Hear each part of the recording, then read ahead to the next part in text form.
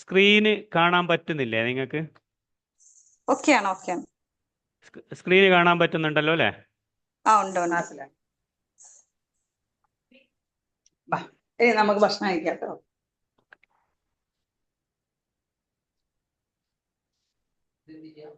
ഞങ്ങളുടെ ക്ലാസ് ഞങ്ങൾ എടുത്തോണ്ടിരിക്കുന്നു.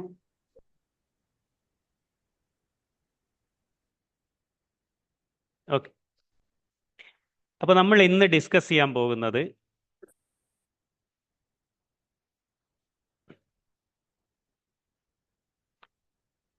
ഒറ്റ മിനിറ്റ്.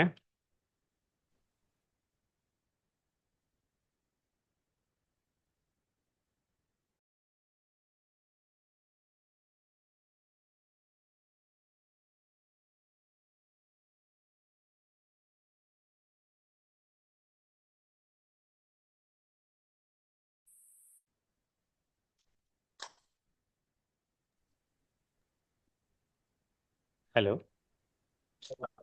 കേൾക്കുന്നില്ലേ? കേൾക്കാം. Okay, thank you. അപ്പോൾ നമ്മൾ ഇന്ന് ഡിസ്കസ് ചെയ്യാൻ പോകുന്നത് കൊഗ്നിറ്റീവ് സൈക്കോളജി എന്ന് പറയുന്ന ചാപ്റ്ററാണ്. കൊഗ്നിറ്റീവ് സൈക്കോളജിയിൽ ഫസ്റ്റിലത്തെ ബ്ലോക്കിലുള്ള MPC 001 ഫസ്റ്റ് ബ്ലോക്കിലുള്ള ഫസ്റ്റ് ചാപ്റ്ററാണ് കൊഗ്നിറ്റീവ് സൈക്കോളജി എന്ന് പറയുന്നത്. നമുക്കറിയാം, നമുക്ക് ഏകദേശം 96ഓളം ചാപ്റ്ററുകളിൽ ഫസ്റ്റിലത്തെ ചാപ്റ്ററാണ് കൊഗ്നിറ്റീവ് സൈക്കോളജി എന്ന് പറയുന്നത്. ഒരു ജനറലി ഞാനത് പറഞ്ഞ് ഓരോ സ്ലൈഡായിട്ട് പോവാം. ആവശ്യമുള്ളവർക്ക് നോട്ടുകൾ ആ സമയത്ത് തന്നെ എഴുതിയെടുക്കാം. ഇനി അതല്ല, നമുക്ക് ഞാനിതിൻ്റെ പവർ പോയിൻ്റ് അങ്ങനെ തന്നെ ഗ്രൂപ്പിലിടാം. നിങ്ങൾക്ക് പവർ പോയിൻ്റ് വെച്ചിട്ടും പഠിക്കാം. അതിൻ്റെ ടെക്സ്റ്റിൻ്റെ ആ നോട്ടുകളും ഷെയർ ചെയ്യാം. ശ്രദ്ധിച്ചിരിക്കുക, ആവശ്യമുള്ളവരത് എഴുതിയെടുക്കുക.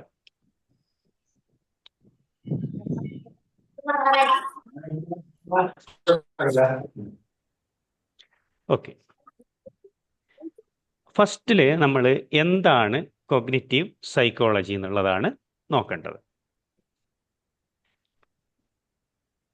അതായത് നമ്മൾ cognitive psychology is the study of how people perceive, learn, remember and think about information എന്നാണ്.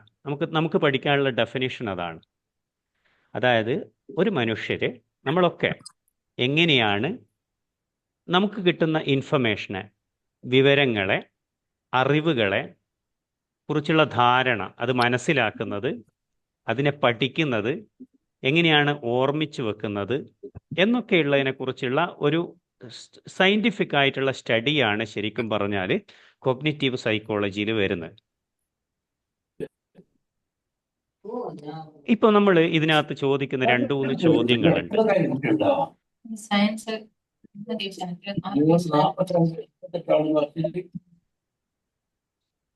ചോദിക്കുന്ന 2-3 ചോദ്യങ്ങളുണ്ട്. ഒന്നാമത്തത്, എന്തുകൊണ്ടാണ് ഇതിൻ്റെ ഇൻട്രൊഡക്ഷനാണ് പറയുന്നത്, എന്താണ് ഇതിൻ്റെ പ്രാധാന്യം എന്നുള്ളത്. How many times have you carefully proofread written work only to embarrassed later by an obvious error you have ഓവർലുക്ക്ഡ്.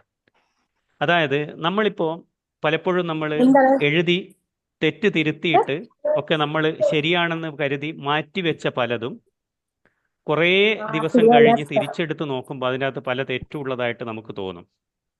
നമ്മൾ കുറേ തവണ വായിച്ചിട്ടുണ്ടാവും, അപ്പോഴൊന്നും നമ്മൾ ഒരു തെറ്റും അതിനകത്ത് കണ്ടിട്ടുണ്ടാവില്ല. പക്ഷേ പിന്നീട് എപ്പോഴെങ്കിലും എടുക്കുമ്പോൾ അയ്യോ, ഈ തെറ്റെന്താ ഞാൻ മുന്നേ കാണാതെ ആയിപ്പോയത് എന്ന് നമുക്ക് പലപ്പോഴും തോന്നിയിട്ടുണ്ട്. അതെന്തുകൊണ്ടാണ് എന്നുള്ളത് നമ്മൾ കൊഗ്നിറ്റീവ് സൈക്കോളജി വെച്ച് നമുക്ക് എന്ത് ചെയ്യാൻ പറ്റും, പറഞ്ഞു കൊടുക്കാൻ പറ്റും. നിങ്ങൾ പലപ്പോഴും ശ്രദ്ധിച്ചിട്ടില്ലേ, നമ്മൾ സാധാരണ ക്ലാസ് കേൾക്കുമ്പോൾ നമ്മൾ നോട്ട് എഴുതിയെടുത്തുകൊണ്ടിരുന്നാൽ നമുക്ക് ചിലപ്പോൾ ക്ലാസ് കൃത്യമായിട്ട് മനസ്സിലാവണമെന്നില്ല. നമ്മളൊരു സ്വഭാവം, ഹാബിറ്റായിട്ട് നമ്മൾ എഴുതിയെടുക്കും. പക്ഷേ ശ്രദ്ധിക്കുക, എഴുതിയെടുക്കുക, രണ്ടും ഒരേ സമയം ചെയ്യുമ്പോൾ നമുക്കത് കൃത്യമായിട്ട് ചെയ്യുമ്പോൾ ചിലപ്പോൾ നമുക്ക് ബുദ്ധിമുട്ടുകൾ അനുഭവപ്പെടും. അത് അറ്റൻഷൻ എന്ന് പറയുന്ന പോർഷനിൽ കൊഗ്നിറ്റീവ് സൈക്കോളജിയിലാണ് നമ്മളത് പഠിക്കുന്നത്. എന്തുകൊണ്ടാണ് അങ്ങനെ ഉണ്ടാകുന്നത്, ഒരു മനുഷ്യൻ്റെ ചിന്താഗതിയിൽ എന്തുകൊണ്ടാണ് അങ്ങനെ സ്വാധീനിക്കുന്നത് എന്നുള്ളതൊക്കെയാണ് നമ്മൾ കൊഗ്നിറ്റീവ് സൈക്കോളജിയിൽ, അതൊക്കെ കൊഗ്നിറ്റീവ് സൈക്കോളജിയിൽ വരുന്ന, അത് വെച്ച് നമുക്ക് വിശദീകരിക്കാൻ പറ്റും. നമ്മൾ ഇത് ഇപ്പോൾ നിങ്ങൾ വേറൊരു കാര്യം ആലോചിച്ച് നോക്കൂ. നിങ്ങൾ ചിലപ്പോൾ ഒരു പസിലൊക്കെ സോൾവ് ചെയ്തിട്ടുണ്ടാവും. പസിൽ സോൾവ് ചെയ്യാന്ന് വെച്ചാൽ നിങ്ങൾക്കൊരു ചോദ്യം, ഒരു പദപ്രശ്നങ്ങളൊക്കെ ചോദിക്കാൻ ഉത്തരം ചോദിച്ച് നിങ്ങൾ കുറേ ആലോചിക്കുകയാണ്. എന്തോ ഇങ്ങനെ ഓർമ്മിച്ച് നിൽക്കുകയാണ്. നിങ്ങൾക്ക് അതിൻ്റെ ഒന്നും ഉത്തരങ്ങൾ കിട്ടുന്നില്ല. You are not able to get the answer for whatever be the puzzles you are involved with. ഒന്നിനെക്കുറിച്ച് നിങ്ങൾക്ക് അതിനെ എത്ര ആലോചിച്ചിട്ട് കിട്ടുന്നില്ല. അവസാനം നിങ്ങളത് ഒരുത്തേലും മാറ്റി വെച്ചു. എന്നിട്ട് കുറച്ച് കഴിഞ്ഞ് വെറുതെ അതിൽ നിന്ന് ആലോചിക്കാതെ പെട്ടെന്ന് നിങ്ങൾക്ക് ആ ഉത്തരം കിട്ടും. അതെന്തുകൊണ്ടാണ് എന്നുള്ളതും നമുക്ക് ആ പ്രോബ്ലം സോൾവിങ് എന്ന് പറയുന്ന ആ ഒരു മേഖലയിൽ വെച്ച് നമുക്കതിനെ ഡിസ്ക്രൈബ്, അതായത് അതിനെ നമുക്ക് വിശദീകരിച്ച് കൊടുക്കാൻ പറ്റും. മറ്റൊന്ന്, നിങ്ങൾ പലപ്പോഴും കാഴ്ചയുടെ ഒരു പ്രശ്നം എന്ന് പറഞ്ഞാൽ നമ്മൾ പലതും ഇല്യൂഷനൊക്കെ ആയിട്ട് നമുക്ക് പലതും കാഴ്ചയിൽ പലതും വ്യത്യാസമുള്ളതായിട്ട് തോന്നും. അതായത് ഇതിനകത്ത് നമ്മുടെ ടെക്സ്റ്റ് പറഞ്ഞൊരു ഉദാഹരണം ഇതാണ്. ഒരു മഞ്ഞുള്ള ഒരു മേഖലയിലൂടെ കടന്നു പോകുമ്പോൾ വളരെ അകലെ നിൽക്കുന്ന വസ്തുക്കളായിട്ട് തോന്നും. പക്ഷേ അത് നമുക്ക് ഒരുപക്ഷെ അകലെ ആയിരിക്കില്ല, അത് നമുക്ക് തോന്നുന്നതാണ്. ഇങ്ങനെയൊക്കെയുള്ള പല ഡെയിലി ലൈഫിൽ നമ്മൾ അറിയാത്ത പല കാര്യങ്ങളെയും വിശദീകരിക്കാൻ നമുക്കല്ലെങ്കിൽ ഒരു കുട്ടി ഒരു പ്രശ്നവുമായിട്ട് വരുമ്പോൾ നമുക്കതിൻ്റെയൊക്കെ വിശദീകരിക്കാനും കാര്യങ്ങൾ മനസ്സിലാക്കാനും അതിന് പരിഹാരങ്ങൾ നിർദ്ദേശിക്കാനും ഒക്കെ കോഗ്നിറ്റീവ് സൈക്കോളജി അതുമായിട്ടൊക്കെ ഡീൽ ചെയ്യുന്നതാണ്. അതാണ് ഇതിൻ്റെ ഏറ്റവും വലിയ പ്രാധാന്യം എന്ന് പറയുന്നത്. ഇനി നമ്മൾ രണ്ടാമത്തെ പോർഷൻ എന്ന് പറയുന്നത് ഇത് അത്രയൊന്നുമില്ല, ഇതൊരു ക്ലിയർ ആയിട്ടുണ്ട് എന്നാണ് മനസ്സിലാക്കുന്നത്. എന്തുകൊണ്ടാണ് അത് നമ്മൾ പഠിക്കേണ്ടത് എന്നുള്ളതാണ് പറയുന്നത്. രണ്ടാമത്തത് റിസർച്ച് മെത്തേഡാണ്. കോഗ്നിറ്റീവ് സൈക്കോളജി എന്ന് വെച്ചാൽ നമ്മൾ പറഞ്ഞു മൈൻഡിൻ്റെ സയൻറ്റിഫിക് ആയിട്ടുള്ള സ്ട്രക്ചേർഡ് ആയിട്ടുള്ള പഠനമാണ് കോഗ്നിറ്റീവ് സൈക്കോളജി. അതിൻ്റെ അകത്തുള്ള റിസർച്ച് മെത്തേഡുകൾ. റിസർച്ച് മെത്തേഡ് എന്ന് പറഞ്ഞാൽ സാധാരണ ഒരു റിസർച്ച് ചെയ്യുമ്പോൾ എന്തൊരു കാര്യത്തിനും ഒരു ഗോൾ ഉണ്ടാവും. ആ ഗോളുകൾ നേടാൻ നമുക്കൊരു മെത്തേഡും ഉണ്ടാവും. നമുക്ക് ഉദാഹരണത്തിന് MA സൈക്കോളജി കോഴ്സിന് നിങ്ങളിവിടെ ജോയിൻ ചെയ്തിട്ടുണ്ടെങ്കിൽ നിങ്ങൾക്കുള്ളൊരു ഗോൾ എന്ന് പറഞ്ഞാൽ MA സൈക്കോളജി സർട്ടിഫിക്കറ്റ് വാങ്ങുക, ഇഗ്നോയുടെ യൂണിവേഴ്സിറ്റിയുടെ കോഴ്സ് കംപ്ലീറ്റ് ചെയ്യുക എന്നുള്ളതാണ് നമ്മുടെ ഗോള്. അതിനുള്ളൊരു മെത്തഡോളജി എന്ന് പറഞ്ഞാൽ ഈ ക്ലാസ്സിലൂടെ നമ്മൾ എടുക്കുന്ന ക്ലാസ് എന്നല്ല പറഞ്ഞ് ആ ഒരു സിസ്റ്റം ആൻഡ് പ്രൊസീജിയറിലൂടെ കടന്നു പോകണം, അസൈൻമെൻറ്റ് വെക്കണം. ഇതൊക്കെയുള്ള ഒരു മെത്തഡോളജി ഉണ്ട്. നിങ്ങൾ ചേർന്നു പൈസ അടച്ചു എന്നുള്ളത് കൊണ്ട് നിങ്ങൾക്ക് അത് പാസ്സാവണം എന്നില്ല. അപ്പോൾ ഏതൊരു കാര്യത്തിനും ഒരു ഗോൾ ഉണ്ടാവും. ആ ഗോള് നേടാനുള്ള ഒരു വഴികളുണ്ടാവും. ഒരു മാങ്ങ എന്ന് പറയുന്നത് ഒരു സ്ഥലത്ത് നമുക്ക് ആ മാങ്ങ എറിഞ്ഞിടണമെങ്കിൽ നമുക്ക് ശക്തി ഉണ്ടായിട്ടോ നമുക്ക് നല്ല ബലം ഉണ്ടായിട്ടോ കാര്യമില്ല. നമുക്ക് നല്ല ഉന്നം വേണം, ഒരു ഗോള് വേണം. ഗോള് മാത്രമല്ല അതെങ്ങനെ എറിയണമെന്ന് നമുക്ക് അറിയുകയും വേണം. അപ്പോൾ ഏതൊരു റിസർച്ചിലും നമുക്കൊരു ഗോൾ ഉണ്ടാവും. ആ ഗോള് നേടാനുള്ള ഒരു പ്രത്യേകമായിട്ടുള്ളൊരു മെത്തഡോളജി, ഒരു പ്രോസസ്സും ഉണ്ടാവും. ഇത് രണ്ടും ചേർന്നതാണ് കോഗ്നിറ്റീവ് സൈക്കോളജിയിലുള്ള റിസർച്ച് മെത്തേഡ് എന്ന് പറയുന്നത്. ഇനി ഗോൾസ് എന്തൊക്കെയാണ് ഒരു കോഗ്നിറ്റീവ് സൈക്കോളജിയിലെ റിസർച്ചിൽ നമ്മൾ സ്റ്റെപ്പുകൾ, ഗോൾസുകൾ എന്തൊക്കെയാണ്? ഓരോ ഗോളും അതിനകത്ത് ഓരോന്നാണ്. ഒന്നാമത്തത്, നമ്മൾ സാധാരണ റിസർച്ച് പോലെയല്ല സൈക്കോളജിയിൽ ഉണ്ടാവുക. സൈക്കോളജി ഡിഗ്രിക്കൊക്കെ പഠിച്ച കുട്ടിയൊക്കെ അറിയാം. ഡാറ്റ ഗേദറിങ് എന്ന് പറഞ്ഞാൽ നമുക്ക് എല്ലാവരുടെ അടുത്ത് നിന്നും ഇൻഫർമേഷൻ എടുക്കണം. നമ്മളൊരു സർവേ നടത്തുമ്പോൾ അല്ലെങ്കിൽ കുറേ ആളുകൾ എടുക്കുന്ന ഒരു പഠനം നടത്തുമ്പോൾ എന്തിനെക്കുറിച്ചെങ്കിലും എന്തെങ്കിലും ഒരു കാര്യങ്ങൾ ചെയ്യുമ്പോൾ നമുക്ക് ആദ്യം ആളുകൾ എടുക്കുന്ന എത്ര പേരെ ഇത് ബാധിക്കുന്നുണ്ട്, എങ്ങനെയൊക്കെ ബാധിക്കുന്നുണ്ട് എന്നുള്ളതിൻ്റെ ഒരു ഡാറ്റ നമ്മൾ ഗേദർ ചെയ്യണം. ഡാറ്റ നമ്മൾ എടുക്കണം. നമ്മുടെ കയ്യിൽ അതിനുള്ള ഡാറ്റ ഉണ്ടായിരിക്കണം. രണ്ടാമത്തതാണ് ഡാറ്റ അനാലിസിസ്.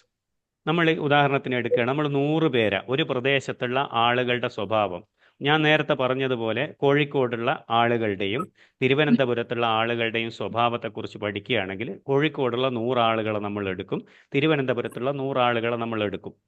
അതിനകത്ത് നിന്ന് നമ്മൾ എന്തെങ്കിലും ഒരു കണ്ടീഷൻ കൊടുക്കും. എന്നിട്ട് അതിൽ നിന്ന് അവരുടെ പെരുമാറ്റങ്ങൾ ഡാറ്റ നമ്മൾ ഓരോന്നോരോന്നായിട്ട് എടുക്കും. അതാണ് ഒന്നാമത്തെ ഡാറ്റ ഗേദറിങ്. രണ്ടാമത്തതാണ് ഡാറ്റ അനാലിസിസ്.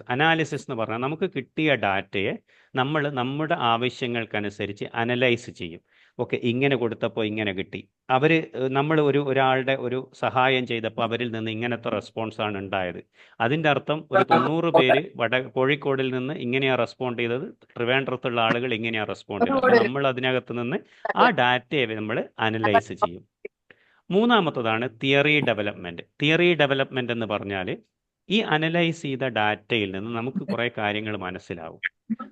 കുറച്ച് നമുക്ക് ഡാറ്റ കിട്ടി, ആ ഡാറ്റയിൽ നിന്ന് ആ ഡാറ്റ നമ്മൾ നന്നായിട്ട് അനലൈസ് ചെയ്തു. ആ അനലൈസ് ചെയ്ത് കഴിഞ്ഞാൽ നമുക്കൊരു തിയറി നമുക്ക് ഉണ്ടാക്കാൻ പറ്റും.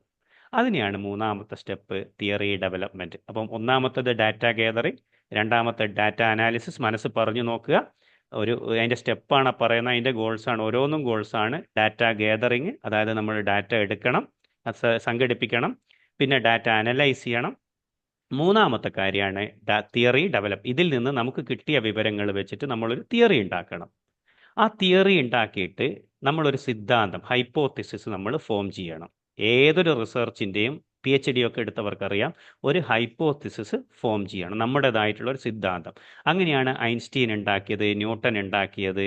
ഈ ലോകത്തിലുള്ള എല്ലാ സയൻറ്റിസ്റ്റുകളും ഹൈപ്പോത്തിസിസ് ഫോം ചെയ്യുന്നത് ഈ ഒരു ഘട്ടത്തിലൂടെയാണ്. ആ ഹൈപ്പോത്തിസിസ് നമ്മൾ നമ്മുടേതായിട്ടുള്ള ഒരു സിദ്ധാന്തം, ഹൈപ്പോത്തിസിസ് അവിടെ ഉണ്ടാക്കണം. നാലാമത്തതാണ് ഹൈപ്പോത്തിസിസ് ടെസ്റ്റിംഗ്. അതായത് നമ്മൾ ഇങ്ങനെ ഉണ്ടാക്കി, അതായത് ആളുകൾക്ക് ഇങ്ങനെ ചെയ്താൽ ആളുകൾ ഇങ്ങനെ ഒരു സ്വഭാവം കാണിക്കുന്നുള്ളൊരു തിയറി നമ്മൾ ഉണ്ടാക്കിയാൽ ഇതിൻ്റെ പുറത്ത് പോയിട്ട് നമ്മളത് പരിശോധിക്കണം. അതായത് ആളുകളോട് ഇറിറ്റേറ്റ് ചെയ്താൽ അവരുടെ സ്വഭാവം മാറും എന്നുള്ളത് നമ്മുടെ ഒരു തിയറി ആണെങ്കിൽ, ഒരു ഹൈപ്പോത്തിസിസ് ഉണ്ടാക്കിയാൽ നമ്മൾ പുറത്തും ആളുകളെ ഇറിറ്റേറ്റ് ചെയ്ത് കഴിഞ്ഞാൽ അവരുടെ സ്വഭാവം മാറുന്നുണ്ടെങ്കിൽ നമ്മുടെ ഹൈപ്പോത്തിസിസ് കറക്റ്റാണ്.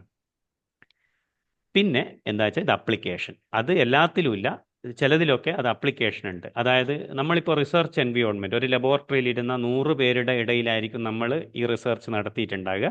പക്ഷേ റിസർച്ചിൻ്റെ പുറത്തും എല്ലാവരിലും വിജയിക്കുമ്പോൾ മാത്രമേ അത് ഒരു ജനറൽ ആയിട്ടുള്ള ഹൈപ്പോത്തിസിസ് ആയിട്ട് ആളുകൾ സ്വീകരിക്കുള്ളൂ. ഇതാണ് അതിൻ്റെ സ്റ്റെപ്പുകൾ. ഇത് ഓരോന്നും ഓരോ ഗോളുകളാണ്. ഇതൊക്കെയാണ് നമ്മുടെ ഗോളുകൾ. ഇത് അതിൻ്റെ ഞാനൊരു ഗ്രാഫിക്കൽ റെപ്രസെൻറ്റേഷനിൽ ചെയ്തതാണ്. അതിന് റിസർച്ച് മെത്തേഡുകൾ, ഇനി ഇങ്ങനെയുള്ള ഗോളുകളിലൂടെ കടന്നു പോകാൻ നമ്മൾ എന്തൊക്കെ മെത്തേഡുകളാണ് നമ്മൾ ഫോളോ ചെയ്യേണ്ടത് എന്നുള്ളതാണ്. ഒന്നാമത്തത് റിസർച്ച് മെത്തേഡ്സ് ഇൻ കൊഗ്നിറ്റീവ് സൈക്കോളജിയാണ്. ഒന്നാമത്തത് നമ്മൾ ലബോറട്ടറി ഓർ കൺട്രോൾഡ് എക്സ്പെരിമെൻ്റ് എന്ന് പറയും. ലബോറട്ടറി ആൻഡ് കൺട്രോൾഡ് എക്സ്പെരിമെൻ്റ് എന്ന് പറഞ്ഞാൽ ഈ എക്സ്പെരിമെൻറ്റുകളൊക്കെ നടത്തുക ലബോറട്ടറിയിൽ വെച്ചിട്ടാണ്. ലബോറട്ടറിയിൽ വെച്ചിട്ട് എന്ന് പറഞ്ഞാൽ സൈക്കോളജിക്കലായിട്ടുള്ള ലബോറട്ടറികൾ, അവിടെ കൗൺസിലിംഗ് ഉണ്ടാവാം, മറ്റുള്ള ഒരുപാട് ലബോറട്ടറി ആയിട്ടുള്ള ഇതിൻ്റെ ടൂൾസുകൾ ഉണ്ടാവാം. അത് വെച്ച് ഒരു സ്പെസിഫിക് ആയിട്ടൊരു ഇൻഡിവിജ്വലിന് എല്ലാ കൺട്രോൾഡ് ആയിട്ടുള്ള കണ്ടീഷൻസിൽ വെച്ച് ആവശ്യമായിട്ടുള്ള ഒരു ഇൻപുട്ട് കൊടുത്ത് അവരുടെ ബിഹേവിയർ എങ്ങനെയായിരിക്കും എന്നൊക്കെ പഠിക്കുന്നതാണ് laboratory or other controlled experiment എന്ന് പറയുന്നത്. അത് നമ്മളിലായിരിക്കും അതിനകത്ത് എന്ത് കൊടുക്കണമെന്നും അതിനെക്കുറിച്ച് എങ്ങനെയൊക്കെ കൺട്രോൾ ചെയ്ത് എന്തൊക്കെ വേരിയബിൾ കൊടുക്കണം എന്നൊക്കെ നമ്മളാണ് തീരുമാനിക്കുക. രണ്ടാമത്തത് സൈക്കോ ബയോളജിക്കൽ റിസർച്ച് എന്ന് പറയും.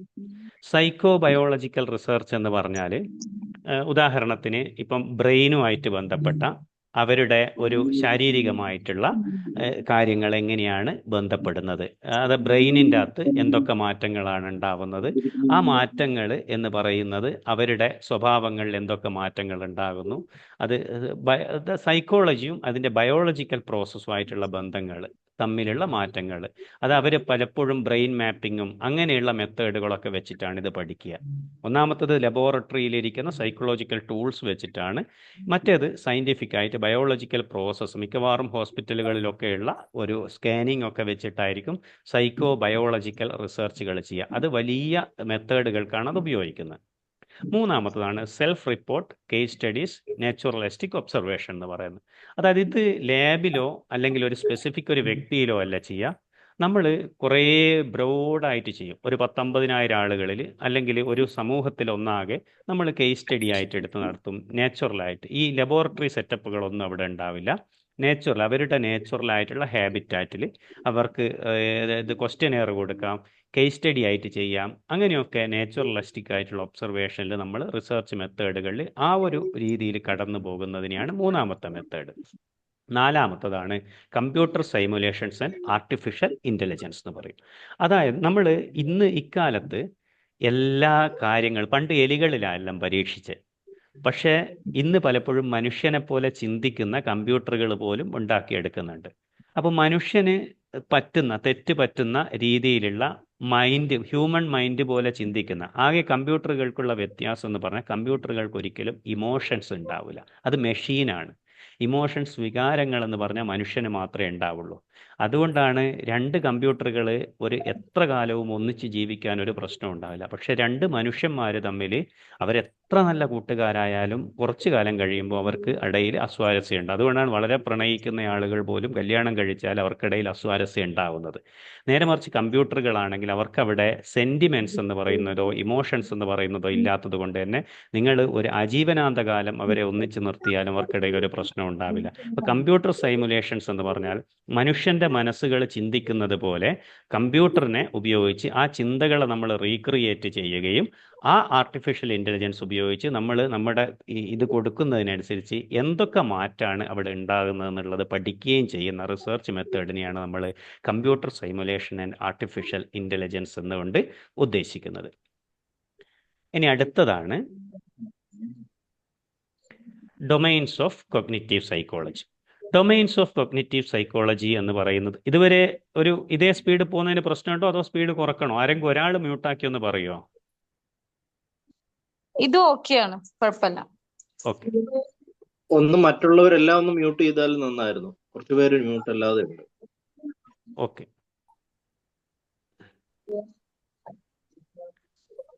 ഓക്കെ. ഇത് ഞാനൊരു ബ്രോഡായിട്ട് എല്ലാവർക്കും വേണ്ടിയിട്ടുള്ളൊരു കൺസെപ്റ്റാണ് കൊടുക്കുന്നത്. ബാക്കിയുള്ളത് നമ്മൾ നന്നായിട്ട് ടെക്സ്റ്റ് വായിക്കുക. ഡൊമൈൻസ് ഓഫ് കോഗ്നിറ്റീവ് സൈക്കോളജി എന്നതുകൊണ്ട് ഉദ്ദേശിക്കുന്നത് നമ്മൾ ഇപ്പോൾ സാധാരണ മേഖലകൾ അതിൻ്റെ മലയാളം മീനിങ് അതാണ്. കോഗ്നിറ്റീവ് സൈക്കോളജി അത് ഏതൊക്കെ മേഖലകളിൽ അതിന് വ്യാപ്തി ഉണ്ട് എന്നുള്ളതാണ്. ഒന്ന് നോക്കുക, കോഗ്നിറ്റീവ് ന്യൂറോ സയൻസ് എന്ന് പറഞ്ഞാൽ ഇന്ന് പല ഹോസ്പിറ്റലുകളിലുള്ള ന്യൂറോ സർജന്മാർ അല്ലെങ്കിൽ അതിൻ്റെ വൈദഗ്ധ്യമുള്ള മേഖലകളിലുള്ള ആളുകൾ ഒന്ന് മ്യൂട്ട് അല്ലെങ്കിൽ അതൊന്ന് മ്യൂട്ട് ചെയ്യണേ. അപ്പോൾ കോഗ്നിറ്റീവ് ന്യൂറോ സയൻസ് എന്ന് പറഞ്ഞാൽ ഈ കോഗ്നിറ്റീവ് സൈക്കോളജിസ്റ്റുകളും ന്യൂറോ സയൻസിൻ്റെ വിഭാഗത്തിൽപ്പെടുന്ന ഹോസ്പിറ്റലുകളിലുള്ള ഡോക്ടർമാരും പല കാര്യങ്ങളും അങ്ങോട്ടും ഇങ്ങോട്ടും ഡിസ്കസ് ചെയ്താണ് ചെയ്യുന്നത്. അതായത് ഇവരുടെ ന്യൂറോ ആയിട്ടുള്ള വരുന്ന പല ഇപ്പോൾ ചിലർക്ക് ഒരു അപകടം പറ്റും, ഒരു ആക്സിഡൻറ്റ് പറ്റി അവരുടെ നെർവിന് എന്തെങ്കിലും ഒരു കംപ്ലൈൻറ്റ് പറ്റിയാൽ അവരുടെ കോഗ്നിറ്റീവായിട്ടുള്ള ബൗദ്ധികമായിട്ടുള്ള ചിന്തകളിൽ ഒരുപാട് വ്യത്യാസം വരും. ചിലർക്ക് ഓർമ്മ നശിച്ചു പോകും, ചിലർക്ക് ചിന്ത നശിച്ചു പോകും, ചിലർ വെറും ജീവച്ഛവമായിട്ട് ജീവിക്കും. അപ്പോൾ അങ്ങനെയൊക്കെ ന്യൂറോളജിക്കലായിട്ട് അവർക്ക് ശാരീരികമായിട്ടുള്ള പ്രശ്നങ്ങൾ എങ്ങനെയാണ് അവരുടെ കോഗ്നിറ്റീവിനെ ബാധിക്കുന്നതെന്നും അതേപോലെ തന്നെ കോഗ്നിറ്റീവായിട്ടുള്ള ചിന്തകൾ അവരുടെ ന്യൂറോ സയൻസിനെ ന്യൂറോളജിക്കലായിട്ട് എങ്ങനെയാണ് ബാധിക്കുന്നത് എന്നുള്ളതും രണ്ടും ഒന്നിച്ചു പോകുന്നതിനെയാണ് നമ്മൾ കോഗ്നിറ്റീവ് ന്യൂറോ സയൻസ് എന്ന രീതിയിൽ പറയുന്നത്. രണ്ടാമത്തത് പെർസെപ്ഷനാണ്. പെർസെപ്ഷൻ എന്ന് പറഞ്ഞാൽ നമ്മൾ ഒരു കാഴ്ചപ്പാട് എന്ന് പറയും, അതായത് ധാരണ എന്ന് പറയും.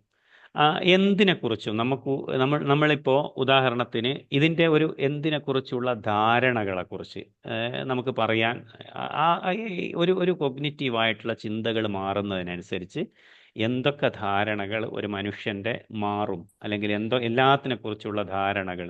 എനിക്കിപ്പോൾ ഓരോന്നിനെക്കുറിച്ചുള്ള ധാരണകൾ കുഞ്ഞുണ്ണി മാഷ് പറഞ്ഞതുപോലെ നീ മാറിയാൽ നിൻ്റെ ലോകം മാറുമെന്ന് പറഞ്ഞതുപോലെ നമ്മൾ എന്ന് പറയുന്നൊരു വ്യക്തി ക്രിയേറ്റ് ചെയ്യുന്നതാണ് നമ്മുടെ ലോകം എന്ന് പറയുന്നത്. പലപ്പോഴും ആ ഒരു ധാരണ ഒരു ക്രിയേഷൻ മാറുന്നതിനനുസരിച്ച് നമ്മളെ ചുറ്റുമുള്ള ലോകം മാറും, നമ്മുടെ ജീവിതത്തിൻ്റെ അവസ്ഥയും മാറും. അപ്പോൾ പെർസെപ്ഷൻ എന്ന് പറയുന്നത് മറ്റൊരു പ്രധാനപ്പെട്ട ഡൊമൈനാണ്. പിന്നെ പാറ്റേൺ റെക്കഗ്നീഷനാണ് മൂന്നാമത്തെ. പാറ്റേൺ റെക്കഗ്നീഷൻ എന്ന് ഉദ്ദേശിക്കുന്നത് നമ്മൾ സാധാരണയായിട്ട് ഒരു പേജ് നമ്മൾ വായിക്കുകയാണ്. നമ്മളെ സംബന്ധിച്ചിടത്തോളം നമ്മൾ അറിയാതെ ചെയ്യുന്ന ഹാബിറ്റായിട്ട് മാറിയ ഒരു പ്രോസസ്സാണ്. ഞാനിപ്പോൾ പാറ്റേൺ റെക്കഗ്നീഷൻ എന്ന് വായിച്ചു, പക്ഷെ അതിനകത്ത് എന്തൊക്കെ വരുന്നുണ്ട്? പി എന്ന് പറയുന്ന ഒരു അക്ഷരം, ATTER, റെക്കഗ്നീഷൻ. ആ ഒരു അക്ഷരങ്ങൾ കൂടി അത് വാക്കുകളാകുന്നുണ്ട്. അതെൻ്റെ എല്ലാ കോർഡിനേഷനും അവിടെ നടക്കുന്നുണ്ട്. അതിൻ്റെ മീനിങ് ഇതാണെന്ന് എനിക്ക് മനസ്സിലാകുന്നുണ്ട്. പക്ഷേ ഈ നടക്കുന്നതെല്ലാം ഫ്രാക്ഷൻ ഓഫ് എ സെക്കൻഡിൽ നടക്കുന്ന കാര്യമാണ്. അങ്ങനെ ഓരോ കാര്യത്തിനും എന്തൊരു കാഴ്ചയിലും എന്തൊരു സെൻസറി പെർസെപ്ഷൻ്റെ അകത്തും ഒരു പാറ്റേൺ ഉണ്ട്. അതായത് നിങ്ങൾക്കൊരു കാഴ്ചയിൽ കേൾവിയിൽ കാര്യം മനസ്സിലാക്കുന്നതിൽ നമ്മളതൊരൊറ്റ ഇതായിട്ട് നമ്മൾ കാണുന്നതാണെങ്കിലും അതിനൊരു പ്രോസസ്സ് ഉണ്ട്, ആ ഒരു പാറ്റേൺ ഉണ്ട്. ആ പാറ്റേണിനെ നമുക്ക് മനസ്സിലാക്കാൻ പറ്റുക, ആ പാറ്റേൺ നമുക്ക് മനസ്സിലാക്കാൻ പറ്റണം. ആ പാറ്റേൺ റെക്കഗ്നീഷൻ എന്ന് പറയുന്നത് അത് പഠിക്കാനുള്ള ഒരു മേഖലയാണ് കൊഗ്നിറ്റീവ് സൈക്കോളജി എന്ന് പറയുന്നത്. പിന്നെ മറ്റൊതാണ് അറ്റൻഷൻ. നമ്മൾ പലപ്പോഴും പല രക്ഷിതാക്കളും പറയുന്നേക്കാം കുട്ടികൾക്ക് അറ്റൻഷൻ ഇല്ല, അല്ലെങ്കിൽ നമ്മൾക്ക് തന്നെ പണ്ടൊക്കെ നിങ്ങളറിയാം, നമ്മളൊക്കെ ഒരു ടെസ്റ്റ് ക്രിക്കറ്റ് കണ്ടിരുന്ന പലരും ഉണ്ടായിരുന്നു. ആ ടെസ്റ്റ് ക്രിക്കറ്റ്, ഒരു മിനിറ്റ്,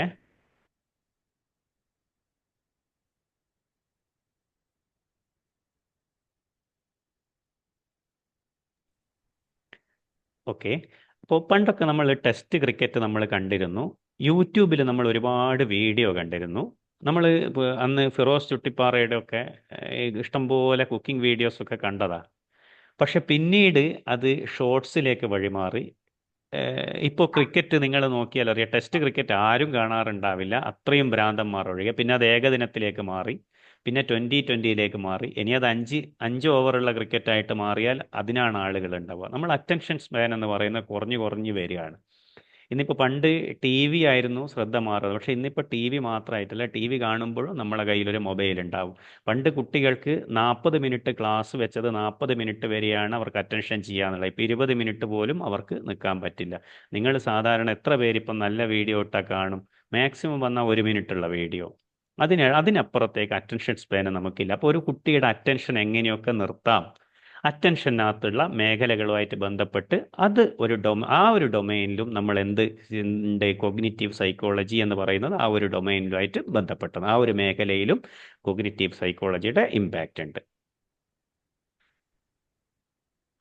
പിന്നെ കോൺഷ്യസ്നസ് എന്ന് പറഞ്ഞാൽ അത് ഒരു സയൻറ്റിഫിക് ടേം അല്ല എന്ന് സാധാരണ പറയും. മോഡേൺ സയൻറ്റിസ്റ്റുകളെ സംബന്ധിച്ചിടത്തോളം ബോധം അല്ലെങ്കിൽ ബോധത്തിലുള്ള അവസ്ഥ, ബൗദ്ധികത എന്നൊക്കെ പറയുന്നതൊന്നും കോൺഷ്യസ് ആയിട്ടുള്ളൊരു ടേം അല്ല, സയൻറ്റിഫിക് ടേം അല്ല എന്ന് പറയും.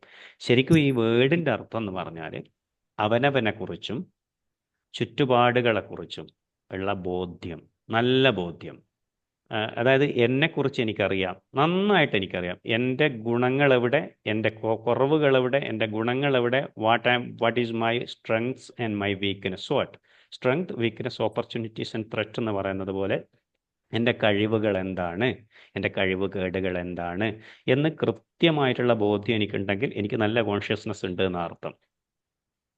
അപ്പോൾ നമുക്ക് ഒരാളുടെയും സർട്ടിഫിക്കറ്റ് വേണ്ടി വരില്ല, ഒരാളുടെ മുന്നിലും നമുക്ക് നമ്മളെ ബോധ്യപ്പെടുത്തേണ്ടി വരില്ല, ഒരാളുടെയും ദാക്ഷിണ്യത്തിന് നമ്മൾ ജീവിക്കേണ്ടി വരില്ല. നമുക്ക് നമ്മുടെ സ്വന്തം ശരിയെന്ന് തോന്നുന്ന കാര്യങ്ങൾക്ക് വേണ്ടി നിൽക്കാം, ആരെയും ബോധ്യപ്പെടുത്താതെ നമുക്ക് ജീവിച്ചു പോകാം. അത് നല്ലൊരു ബോധ്യമുള്ളൊരു മനുഷ്യൻ്റെ ഒരു ലക്ഷണമാണ്. പക്ഷേ ആ ഒരു കോൺഷ്യസ്നെസ് എന്ന് പറയുന്നത് സയൻറ്റിഫിക്കലായിട്ടുള്ളൊരു കൺസെപ്റ്റ് അല്ല, അത് നമ്മൾ ഉണ്ടാക്കുന്ന ഒരു സോഷ്യലായിട്ടുള്ളൊരു കൺസെപ്റ്റാണ്. പക്ഷെ അതിൻ്റെ വേർഡ് മീനിങ് എന്ന് പറഞ്ഞാൽ ബോധ്യം എന്നാണ്, ബോധതലം എന്നാണ്. അതായത് നമ്മളെക്കുറിച്ചുള്ള അപാരമായിട്ടുള്ള ജ്ഞാനത്തിലേക്ക് എത്തുക. മൂന്നാമത്താണ് മെമ്മറി. ചില കുട്ടികൾക്ക് നല്ല മെമ്മറി, ചിലത് ഷോർട്ട് മെമ്മറിയിൽ നിൽക്കും, ചിലത് ലോങ് ടേം മെമ്മറി. അതിൻ്റെ സയൻറ്റിഫിക് ആയിട്ടുള്ള സ്റ്റഡി അത് എന്തിൽ വരുന്നതാണ്? കൊഗ്നിറ്റീവ് സൈക്കോളജിയിൽ വരുന്നതാണ്.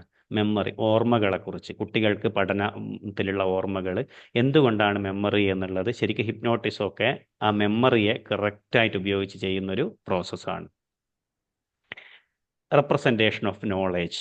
നമ്മൾ മെമ്മറി എന്ന് പറയുന്നാൽ ഓർമ്മയാണ്, നോളേജ് എന്ന് പറഞ്ഞാൽ നമ്മൾ ശേഖരിച്ച് വെച്ചിരിക്കുന്ന ലോങ് ടേം മെമ്മറിയാണ്. ആ നോളേജിനെ, അറിവിനെ എങ്ങനെയൊക്കെ നമുക്ക് ഉപയോഗിക്കാം, അറിവിനെ എങ്ങനെ പ്രോസസ്സ് ചെയ്യാം, അറിവിനെ എങ്ങനെ റെപ്രസെൻ്റ് ചെയ്യാം, അറിവിൻ്റെ സ്ട്രക്ചറുകൾ എന്തൊക്കെയാണ്, ഇതൊക്കെയാണ് നമ്മൾ റെപ്രസെൻറ്റേഷൻ ഓഫ് നോളേജ് എന്നതുകൊണ്ട് ഉദ്ദേശിക്കുന്നത്. അത് നമ്മളെ കൊഗ്നിറ്റീവ് സൈക്കോളജിൻ്റെ ഏറ്റവും പ്രധാനപ്പെട്ട ഭാഗങ്ങളിൽ ഒന്നാണ്.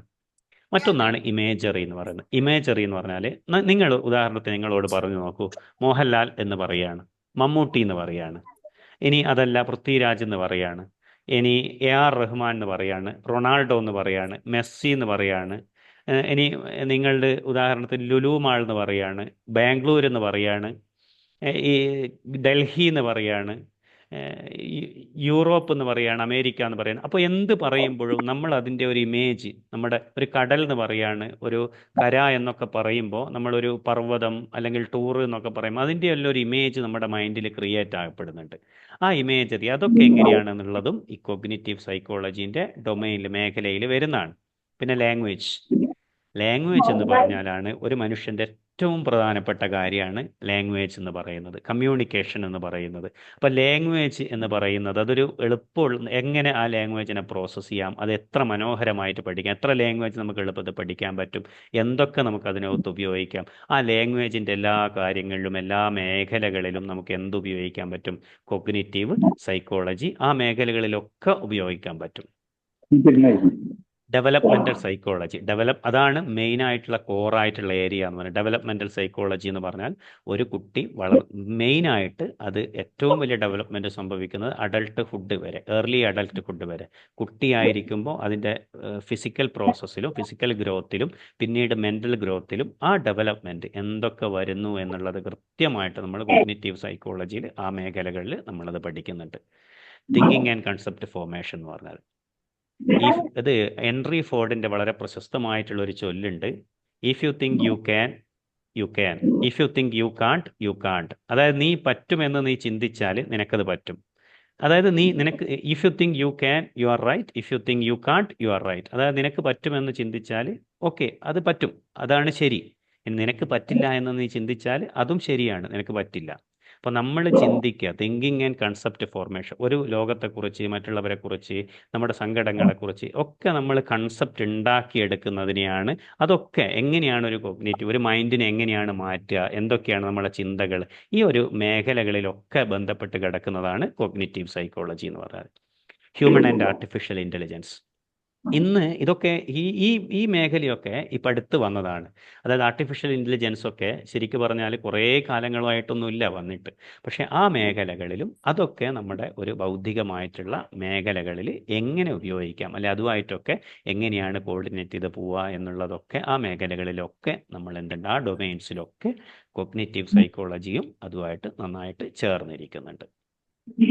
ഇനി നമ്മൾ മൂന്നാമത്തെ പോർഷൻ എന്ന് പറഞ്ഞാൽ പഠിക്കാനുള്ളത് ഇതിൻ്റെ ഹിസ്റ്ററിയാണ്. കോഗ്നിറ്റീവ് സൈക്കോളജി തുടക്കകാലം മുതൽ, അതായത് ആദ്യ കാലഘട്ടങ്ങളിലൊന്നും ആളുകൾക്ക് സൈക്കോളജി എന്ന് പറയുന്ന ഒന്നും ധാരണയൊന്നുമില്ല.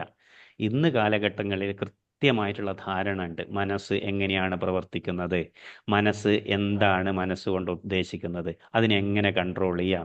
നിങ്ങൾക്ക് ശരിക്കും ഹിപ്നോട്ടൈസ് ചെയ്ത് കഴിഞ്ഞാൽ മൈൻഡിൻ്റെ ഓരോ ലെയറുകളെ ഏതൊരു രീതിയിൽ ആളുകൾക്ക് സജഷൻ കൊടുത്താൽ അവരെ മാറ്റിയെടുക്കാം. നിങ്ങൾക്ക് അവരിൽ നിന്ന് ഉപബോധ മനസ്സുകളിലേക്ക് സജഷൻ കൊടുത്ത്, ജസ്റ്റ് ഒരു ഉദാഹരണം പറയുകയാണെങ്കിൽ, ഇതിവിടെ പറയേണ്ടതല്ല എന്നാലും പറയാണ്, ഈ തലയണ മന്ത്രം എന്ന് പറയുന്നത് എന്തുകൊണ്ടാണ് അത്രയും സ്ട്രോങ് ആകുന്നതെന്ന് പറഞ്ഞാൽ, ഒരു മനുഷ്യൻ കിടന്നുറങ്ങുമ്പോൾ, ഉറങ്ങാൻ പോകുന്നതിൻ്റെ ഒരു തൊട്ട് മുന്നേ അവരൊരു ട്രാൻസ് അവസ്ഥയിലാണ് ഉണ്ടാകുക.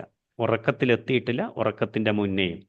ആ സമയത്ത് നമ്മൾ പറയുന്നത് മുഴുവൻ ഡയറക്റ്റായിട്ട് പോവുക അവരുടെ ഉപബോധ മനസ്സിലേക്കാണ്. അപ്പോൾ ആ സമയത്ത് നേരിട്ട് എല്ലാ ദിവസവും കുറ്റം പറഞ്ഞു കൊടുക്കുമ്പോൾ ഓട്ടോമാറ്റിക്കലി അവരുടെ മൈൻഡിലേക്ക്, കുറ്റം എന്നല്ല എന്ത് നല്ലതായാലും, ഇപ്പോൾ ഉറങ്ങാൻ കിടക്കുന്ന കുട്ടിയോട് പറഞ്ഞു കൊടുക്കുന്ന കഥകൾ ആ കുട്ടിയുടെ സ്വഭാവത്തിൽ ഒരുപാട് മാറ്റങ്ങൾ ഉണ്ടാവും. ഈ കാര്യങ്ങളൊക്കെ നമ്മൾ കോഗ്നിറ്റീവ് സൈക്കോളജിയിൽ വരുന്നുണ്ട്. അപ്പോൾ അല്ലാതെ ആ സമയത്ത് നമ്മൾ എന്താണോ പറഞ്ഞു കൊടുക്കുന്നത് അത് അവരുടെ ജീവിതത്തിൽ ഒരുപാട് ചേഞ്ചസ് ഉണ്ടാക്കും. ആ ചെറിയൊരു സമയം നിങ്ങൾ നോക്കിയാൽ മതി, ഒരു പാറയുടെ മുകളിലേക്ക് വെള്ളം ഇങ്ങനെ ഉറ്റി വീഴുന്നുണ്ടാവും. ആ വെള്ളത്തിനൊരിക്കലും പാറയെ തുളക്കാനൊന്നും പറ്റില്ല. പക്ഷേ എല്ലാ ദിവസവും എല്ലാ സമയവും ഓരോ തുള്ളി ഉറ്റി വീഴുന്ന പാറ പതുക്കെ അവിടെ ഒരു കുഴി വന്ന് വീഴുന്നത് കാണാം. കാരണം അത് എല്ലാ ദിവസവും ആകുമ്പോൾ അതിന് ഭയങ്കര പവറാണ്. അല്ലാതെ നമ്മൾ ഒരു ദിവസം അതങ്ങനെ ചെയ്തിട്ട് വലിയ കാര്യമൊന്നും. അപ്പോൾ കോഗ്നിറ്റീവ് സൈക്കോളജിയുടെ ഹിസ്റ്ററി എന്ന് പറയുന്നത് നമ്മൾ നോക്കുമ്പോൾ 3 ഘട്ടമായിട്ടാണ് നമുക്ക് പഠിക്കാനുള്ളത്. ഒന്ന്, ഒരുപാടുണ്ട് അതിനകത്ത് പറയുന്നുണ്ട്, പക്ഷേ ഞാൻ അതിനെ 3 സിമ്പിളായിട്ട് അതിനകത്ത് എടുത്തിട്ടുണ്ട്. ഒന്ന് ഏർലി തോട്ട്സ് ആണ്. അതായത് ഏർലി തോട്ട്സ് എന്ന് പറഞ്ഞാൽ ആളുകൾ, സൈക്കോളജി എന്ന് പറയുന്ന ഒരു ടേമൊന്നും അന്നേരം വന്നിട്ടില്ല, ആളുകൾ എങ്ങനെ ചിന്തിക്കുന്നു എന്നുള്ളതൊക്കെ ക്യൂരിയസ് ആയിരിക്കും. അപ്പോൾ ആ സമയത്ത് എന്താ പറയുക എന്ന് പറഞ്ഞാൽ 2 രീതിയിലുള്ള ആളുകളാണ് ഉണ്ടായിരുന്നത്, 2 രീതിയിലുള്ള ചിന്താധാരകളാണ് ഉണ്ടായിരുന്നത്.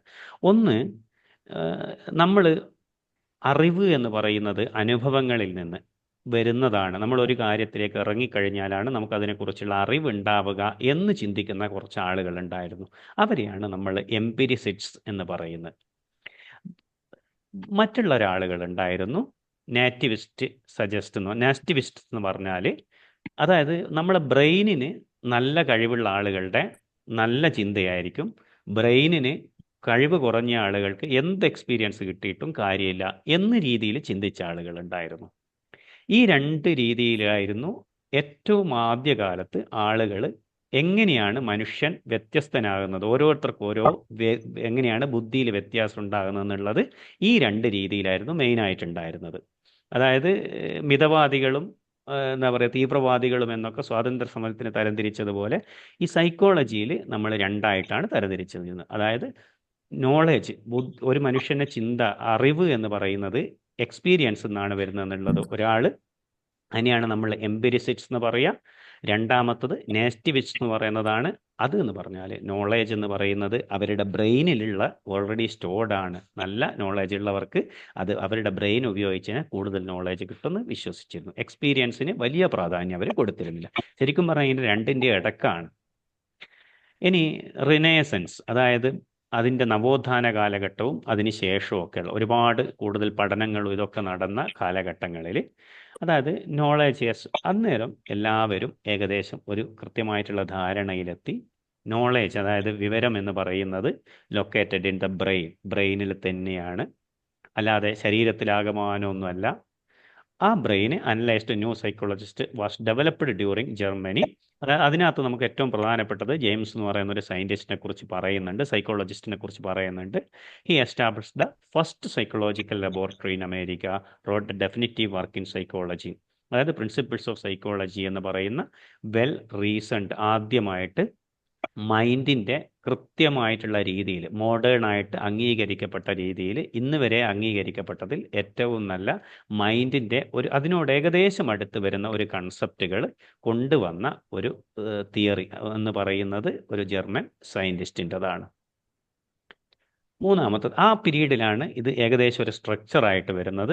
ഇൻ ഏർലി 20th സെഞ്ച്വറിയിൽ, നവോത്ഥാന കാലഘട്ടമൊക്കെ കഴിഞ്ഞ് ഏർലി 20th സെഞ്ച്വറിയിൽ വന്നത് രണ്ട് തരത്തിൽപ്പെട്ട കാറ്റഗറി അന്നേരം വന്ന്. ഓക്കെ, മൈൻഡിനൊക്കെ തന്നെയാണ്. അതായത് ജസ്റ്റാൾട്ട് സൈക്കോളജിയിൽ അത് നമ്മൾ വിശദമായിട്ട് പഠിക്കാനുണ്ട് അതിൻ്റെ അകത്ത്, അതുകൊണ്ട് ഞാൻ അതിൻ്റെ ഡീറ്റെയിൽ ആയിട്ട് പോകുന്നില്ല. അത് നമ്മൾ ഞാനത് പഠിച്ചത് ശരിക്കും പറഞ്ഞാൽ നമ്മുടെ BEdനൊക്കെ ചെറിയൊരു പോർഷനായിട്ട് ചെറുങ്ങനെ ഉണ്ടായിരുന്നു. അപ്പോൾ നമുക്കത് ഇതിനകത്തേക്ക് വിശദമായിട്ട് പഠിക്കാനുണ്ട്. ഇതിൻ്റെ അകത്ത് ജസ്റ്റ് പറഞ്ഞു പോകുന്നതേ ഉള്ളൂ. ഒന്ന് ബിഹേവിയറിസം വെച്ചാൽ നമ്മൾ പഠിച്ചിട്ടുണ്ട്, നായകൾക്കൊക്കെ ഭക്ഷണം കൊടുത്ത് നമ്മളത് ഒരു മുട്ടുന്നത് കേൾക്കുമ്പോൾ അതിൻ്റെ ആ സ്വഭാവങ്ങൾ ഉണ്ടായി വരും എന്നുള്ള ബിഹേവിയറിസം ആൻഡ് ജസ്റ്റാൾട്ട് സൈക്കോളജി എന്ന് പറയുന്നത്. അതായത് ഒന്ന് സ്പെസിഫിക് ആയിട്ട് ഓരോ വ്യക്തിയെ സ്പെസിഫിക് ആയിട്ടുള്ളതാണ്, മറ്റേത് എന്ന് പറയുന്നത് അവരുടെ സ്വഭാവങ്ങൾക്കനുസരിച്ച്, ബിഹേവിയറുകൾക്കനുസരിച്ച് അവരുടെ ഇത് മാറി മാറി വരുന്നത് എന്നുള്ളതാണ്. ആ രണ്ട് കൺസെപ്റ്റുകളാണ് നമ്മൾക്ക് അതിനകത്തേക്ക് പഠിക്കാനുള്ളത്.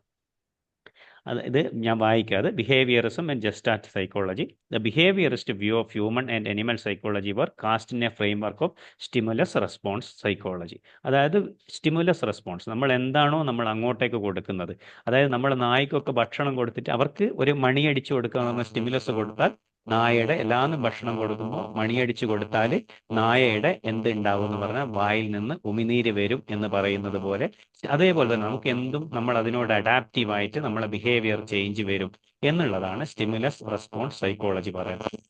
മറ്റേത് നമ്മുടെ ഇന്റേണൽ നമ്മുടെ ബ്രെയിനിലൊക്കെ വരുന്ന ചേഞ്ചുകൾ കാരണമാണ് നമ്മുടെ സ്വഭാവത്തിൽ മാറ്റം ഉണ്ടാവുന്നത് എന്നുള്ളതാണ് പറയുന്നത് ജസ്റ്റാൾട്ട് തിയറികൾ. അത് 1-to-1 റിലേഷൻഷിപ്പ്, അല്ലാതെ എങ്ങനെ ഒരു ബിഹേവിയറിനനുസരിച്ചല്ല ചേഞ്ച് വരുന്നത് എന്നുള്ളതാണ് ജസ്റ്റാൾട്ടിന്റെ തിയറി പറയുന്നത്. ഈ രണ്ട് തിയറീസ് ആണ് അതിനകത്ത് മെയിൻ ആയിട്ട്. അത് കേൾക്കുന്നില്ല? 3 പേര് മ്യൂട്ട് ആക്കിയിട്ടില്ല, അതുകൊണ്ടാണ് 3 പേരുടേത് മ്യൂട്ടല്ല. ഇത് അതിനകത്ത് 96 പേരുണ്ട്, അപ്പൊ അതുകൊണ്ട് മ്യൂട്ട് എല്ലാവരും അല്ല, ഒന്ന് മ്യൂട്ട് ആക്കുക. ഹോസ്റ്റിന് മ്യൂട്ട് ചെയ്യാൻ പറ്റും. ഐഫോൺ, ഓപ്പോ, പിന്നെ ഞാൻ നോക്കട്ടെ, ഒറ്റ തൻവീറ, മിനിറ്റ്. നഫ്ലിൻ, ഇത്രയും ഓക്കെ, പേരാണ്. IPhone muted, Pradeep ji muted, Oppo muted, mute എല്ലാവരും മ്യൂട്ടായി എന്ന് തോന്നുന്നു. Okay okay then cognitive psychology as it is today. ഇത് ജസ്റ്റ് അതിൻ്റെ ഒരു എന്താ പറയുക പറഞ്ഞാൽ പറഞ്ഞു പോകുന്നതാണ്. അപ്പോൾ ഇന്ന് അതെങ്ങനെയാണെന്ന് പറഞ്ഞാൽ എമർജൻസ് ഓഫ് കമ്മ്യൂണിക്കേഷൻ തിയറി, അതായത് പണ്ട് നമ്മൾ പഠിച്ചു വെച്ച കാര്യങ്ങളല്ല. ഒരു മോഡേൺ മെഡിസിൻ എന്ന് പറഞ്ഞിട്ട് നമ്മൾ എന്തുകൊണ്ടാണ് മോഡേൺ മെഡിസിൻ എന്ന് പറയുന്നത് വെച്ചാൽ അതിനകത്ത് എല്ലാ മാറ്റങ്ങൾ ഉൾക്കൊണ്ടുകൊണ്ടാണ് പോകുന്നത്. അതേപോലെ തന്നെ കൊഗ്നിറ്റീവ് സൈക്കോളജി ഇന്ന് നമ്മൾ കാണുന്ന രീതി എന്ന് പറഞ്ഞാൽ കമ്മ്യൂണിക്കേഷൻ തിയറി വന്നു. അത് കമ്മ്യൂണിക്കേഷൻ തിയറിയിൽ ഒരുപാട് ചേഞ്ചസുകൾ വന്നു. ഭാഷ എന്ന് പറയുന്നത് ലാംഗ്വേജ് അല്ല, മോഡേൺ ലിംഗ്വിസ്റ്റിക്, എങ്ങനെയാണ് ഭാഷ ഉപയോഗിക്കുന്നത്, അതൊക്കെ അതിൻ്റേതായിട്ടുള്ള ഒരുപാട് ചേഞ്ചസ് ആ ഫീൽഡിൽ വന്നു. മെമ്മറിയെക്കുറിച്ചുള്ള മനുഷ്യൻ്റെ ധാരണകൾ മാറി. കമ്പ്യൂട്ടർ സയൻസ് എന്ന് പറഞ്ഞാൽ, കമ്പ്യൂട്ടർ എന്ന് പറഞ്ഞാൽ പണ്ട് ആളുകൾ ചിന്തിക്കാൻ പോലും പറ്റാത്തൊരു ഘട്ടത്തിൽ നിന്ന് ഇന്ന് കമ്പ്യൂട്ടറുകൾ ഇല്ലാത്ത ഒരു മേഖലയിൽ ഇല്ലാത്ത രീതിയിലേക്ക് നമ്മൾ മാറി. ടെക്നോളജിക്കൽ അഡ്വാൻസ് അത്രയും കൂടുതലായിട്ട് വന്നു. ആ കൊഗ്നിറ്റീവ് ഡെവലപ്മെൻറ്റിൽ ഇതൊക്കെ ഒരുപാട് സ്വാധീനിച്ചിട്ടുണ്ട്. അതൊക്കെ ഉൾക്കൊള്ളുന്നതാണ്, അതൊക്കെ ടെക്നോളജിയൊക്കെ അത്രയും ഇൻകോർപ്പറേറ്റഡ് ഉള്ളതാണ് ഇന്നത്തെ നമ്മളെ കോഗ്നിറ്റീവ് സൈക്കോളജി എന്ന് പറയുന്നത്. അല്ലാതെ നമ്മൾ ജസ്റ്റ് കുറേ ബുക്കുകളിൽ പഠിക്കുന്ന, അനുദിനം വികസിച്ചു കൊണ്ടിരിക്കുന്ന, അനുദിനം ചേഞ്ചസ് വന്നുകൊണ്ടിരിക്കുന്ന, അനുദിനം റിസർച്ചുകൾ നടന്നുകൊണ്ടിരിക്കുന്ന ഒരു വളരെ വാസ്റ്റായിട്ടുള്ള ഒരു മേഖലകളിൽ വളരെ നമ്മൾ എത്രയോ കൊല്ലം മുന്നേയുള്ള കാര്യങ്ങളാണ് ഇപ്പോൾ പഠിക്കുന്നത്. പക്ഷേ റീസെൻ്റ് ആയിട്ടുള്ള ട്രെൻഡ് എന്ന് പറഞ്ഞാൽ നമുക്കൊന്നും ചിന്തിക്കാൻ കഴിയാത്ത എത്രയോ മേലെയുള്ള കാര്യങ്ങളാണ് വളരെ കൃത്യമായ രീതിയിൽ ഇതിനകത്ത് നടന്നു പോകുന്നത്. ഉദാഹരണത്തിന് ജസ്റ്റ് ഒന്ന് അറിയണമെങ്കിൽ നിങ്ങൾ ഒരു കാര്യം നോക്കിയാൽ മതി. നിങ്ങൾ ഒരുപക്ഷെ ഒരു യൂട്യൂബ് എടുത്ത് നമ്മൾ ഒരു വീഡിയോ കണ്ടാൽ നമ്മൾ അതിനു വേണ്ടി തുറന്നാൽ നമുക്ക് ഇഷ്ടംപോലെ വീഡിയോ നമ്മൾ കണ്ടിരുന്നു പോകും. നമ്മളെ അഡിക്റ്റീവ് എങ്ങനെയാക്കാം എന്നുള്ള അത്രയും നല്ല സൈക്കോളജിക്കൽ പഠനങ്ങൾ വരെ അവിടെ കൃത്യമായിട്ട് നടക്കുന്നുണ്ട്. ഒറ്റ മിനിറ്റേ.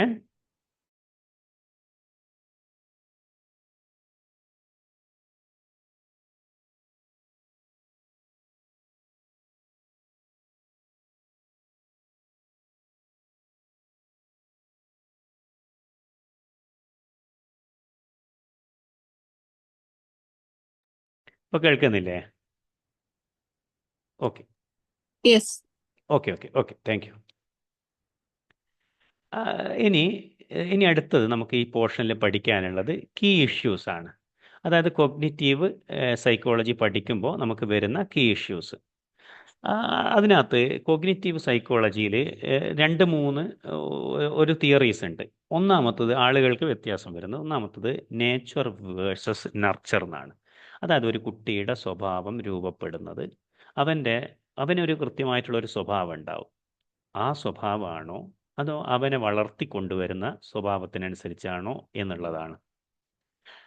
അതിൻ്റെ ഉത്തരം എന്ന് പറഞ്ഞാൽ മോഡേൺ ആയിട്ട് കണ്ടുപിടിച്ചത് ഒരു കുട്ടിയുടെ ജെനറ്റിക്കലി ആയിട്ടുള്ള വ്യത്യാസമുണ്ട്.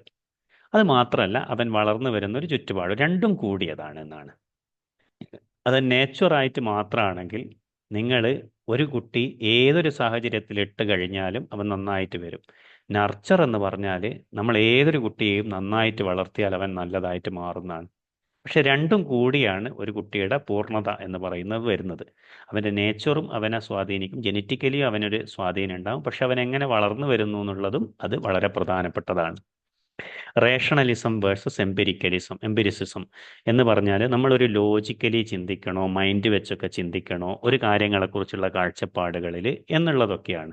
നമ്മളൊരു കാര്യങ്ങളെക്കുറിച്ച് റേഷണലായിട്ട്, അതായത് യുക്തി വെച്ച് ചിന്തിക്കണോ, മൈൻഡൊക്കെ വെച്ച് ഇമോഷണലി ഒക്കെയാണോ നമ്മൾ കാര്യങ്ങൾ ചിന്തിക്കുന്നത് എന്നുള്ളതിനനുസരിച്ച് ആളുകളുടെ ചിന്താധാരകളൊക്കെ മാറും. ഇനി സ്ട്രക്ചർ വേഴ്സസ് പ്രോസസ് എന്നാണ്. സ്ട്രക്ചർ വേഴ്സസ് പ്രോസസ് എന്ന് പറഞ്ഞാൽ നമ്മൾ ഒരു ഉദാഹരണത്തിന് നിങ്ങൾക്കൊരു കാര്യത്തിനെക്കുറിച്ച് നമ്മളൊരു പഠിക്കുമ്പോൾ ആ കാര്യത്തിലുള്ള അതിന് പഠിക്കാനാവശ്യമായിട്ടുള്ള ഘടകങ്ങളെക്കുറിച്ച് നമുക്ക് പഠിക്കാം. അതിനെ സ്വാധീനിക്കുന്ന ഘടകങ്ങളെക്കുറിച്ച്, സ്ട്രക്ചറുകളെക്കുറിച്ച്, അല്ലെങ്കിൽ ആ തോട്ട് പ്രോസസ്സിനെ കുറിച്ച് നമുക്ക് പഠിക്കാം. അതായത് നമ്മളിപ്പോൾ അങ്ങനെ ആവാൻ കാരണം അവൻ്റെ തോട്ട് പ്രോസസ്സ് അങ്ങനെയായിട്ടാണ് എന്ന് പറയാം. അല്ലെങ്കിൽ അവൻ്റെ തോട്ട് ഉണ്ടാവാനുള്ള കാരണങ്ങളുണ്ടാവും. ആ കാരണങ്ങളൊക്കെയാണ് അതിൻ്റെ പ്രാധാന്യം എന്നുള്ള രീതിയിൽ നമുക്ക് 2 രീതിയിലുള്ള വാദങ്ങൾ, 2 രീതിയിൽ നമുക്കതിനെ കാണാം. അതായത് domain generally and versus domain specifically എന്ന് പറഞ്ഞാൽ ഏത് മേഖലകളിൽ ഒരു പ്രത്യേക മേഖലകളിലാവാം, അല്ലെങ്കിൽ ഏതെങ്കിലും ഒരു സ്പെസിഫിക് മേഖലകളിൽ മാറ്റിവെച്ചുകൊണ്ട് നമുക്ക് അതിനെ പഠിക്കാം. അതായത് എക്കോളജിക്കൽ വാലിഡിറ്റി ആണോ കാഷ്വൽ ഇൻഫറൻസ് ആണോ അതുള്ളത് എന്നുള്ള. വാലിഡിറ്റി ഓഫ് കാഷ്വൽ ഇൻഫറൻസ് എന്ന് പറഞ്ഞാൽ നമ്മൾ സാധാരണയായി ഒരു എന്താ പറയുക, അതിന് നമ്മളങ്ങനെ ഒരു മലയാളം വേർഡിംഗ് ആയിട്ട് നമുക്ക് പറയാൻ പറ്റില്ല. കാഷ്വൽ ഇൻഫറൻസസ് നമ്മൾ അതിൽ നിന്ന് കിട്ടുന്ന ഒരു നോളേജ് ആണോ അതോ എക്കോളജിക്കൽ വാലിഡിറ്റി അതിൻ്റെ ഒരു ബ്രോഡായിട്ടുള്ള ഒരു വാലിഡിറ്റി എത്രമാത്രം ഉണ്ട് എന്നുള്ള രീതിയിൽ നമുക്കതിനെ കാണാൻ പറ്റും. Applied versus basic research. അതായത് നമ്മളിപ്പം സൈക്കോളജി ഉപയോഗിക്കേണ്ടത് ബേസിക് ആയിട്ടുള്ള മൈൻഡിൻ്റെ കാര്യങ്ങൾക്ക് വേണ്ടിയിട്ടാണോ അതോ ഇത് എങ്ങനെ വലിയ രീതിയിൽ നമ്മൾ അപ്ലൈ ചെയ്തിട്ട് കൂടുതൽ വലിയ കാര്യങ്ങളിലേക്ക് ഉപയോഗിക്കണോ എന്നുള്ളതും നമുക്കതിൻ്റെ ഒരു പ്രധാനപ്പെട്ട കാര്യമാണ്.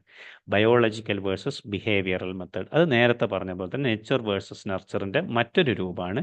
നമ്മുടെ ബയോളജിക്കലായിട്ടുള്ള കാര്യങ്ങളാണോ നമ്മുടെ സ്വഭാവങ്ങളെ സ്വാധീനിക്കുന്നത് അതോ നമ്മുടെ സ്വഭാവങ്ങളെക്കുറിച്ചാണോ നമ്മുടെ വ്യത്യസ്തതകളെക്കുറിച്ചാണോ നമ്മൾ പ്രാധാന്യം കൊടുക്കേണ്ടത് സൈക്കോളജിക്കലി നമ്മൾ നോക്കുമ്പോൾ എന്നുള്ള ഒരു ആംഗിളിലുള്ള വ്യത്യാസമാണ് നമ്മൾ ഈ ഇത്രയും കാര്യങ്ങളായിട്ട് പഠിക്കുന്നത്. ഇതത് വളരെ ഇലാബറേറ്റ്, ഇത് ഓരോന്നോരോ സെൻറ്റൻസ് മാത്രമായിട്ടാണ് ടെക്സ്റ്റ് പറഞ്ഞത്, വളരെ നല്ല രീതിയിൽ അതിനകത്ത് പറഞ്ഞിട്ടുണ്ട്. ഇനി കീ ഐഡിയാസ് ഇൻ കോഗ്നിറ്റീവ് സൈക്കോളജിയാണ് അടുത്ത പോർഷൻ. അതായത് computer metaphor and human cognition എന്ന് പറയുന്ന 3 ഐഡിയാസാണ് ഇതിൻ്റെ അകത്തുള്ള. Computer metaphor and human cognition എന്ന് പറഞ്ഞാൽ ഒരു computer metaphor and human cognition എന്ന് പറഞ്ഞാൽ മനുഷ്യൻ്റെ ചിന്താധാരയും അതായത് കമ്പ്യൂട്ടറുമായിട്ടുള്ള ആ ഒരു താതാത്മ്യം, രൂപകം എന്ന് പറയും. മെറ്റഫർ എന്ന് പറഞ്ഞാൽ രൂപകം എന്നാണ് പറയുക. അതായത് കമ്പ്യൂട്ടറുമായിട്ട് ഹ്യൂമൻ കൊഗ്നീഷൻ, ആ ചിന്തകളുള്ള സാമ്യം, അത് എങ്ങനെ അതിൻ്റെ അകത്തുള്ള ഈ ഐഡിയാസിനെ എങ്ങനെ കമ്പ്യൂട്ടർ വെച്ച് ഈ മനുഷ്യൻ്റെ ഹ്യൂമൻ കൊഗ്നീഷനെ, മനുഷ്യൻ്റെ ചിന്തകളെ എങ്ങനെ നമുക്ക് സൈമുലേഷൻ നടത്താം എന്നുള്ളതിൻ്റെ ഒരു എന്താ പറയുക, അങ്ങനത്തെ ഒരു ഐഡിയകൾ ഇപ്പോൾ ഡെവലപ്പായി വരുന്നുണ്ട്. നമ്മളിനി മനുഷ്യനെ വേണ്ടി വരില്ല. ഇപ്പോൾ നമ്മൾ പലപ്പോഴും എലികളെയൊക്കെയാണ് പരീക്ഷിക്കാൻ എടുക്കുക ആദ്യം, പിന്നെയാണ് അവസാനമാണ് അത് മനുഷ്യനിൽ പരീക്ഷിക്കുക, എല്ലാം വിജയിച്ചിട്ട്. അതേപോലെ കമ്പ്യൂട്ടർ മെറ്റഫോർ, കമ്പ്യൂട്ടർ രൂപകങ്ങൾ കറക്റ്റായിട്ട് രൂപപ്പെടുത്തി വന്നു കഴിഞ്ഞാൽ ഹ്യൂമൻ കൊഗ്നീഷൻ്റെ അതേ സൈമുലേഷൻ നമുക്ക് ഉണ്ടാക്കാൻ പറ്റും.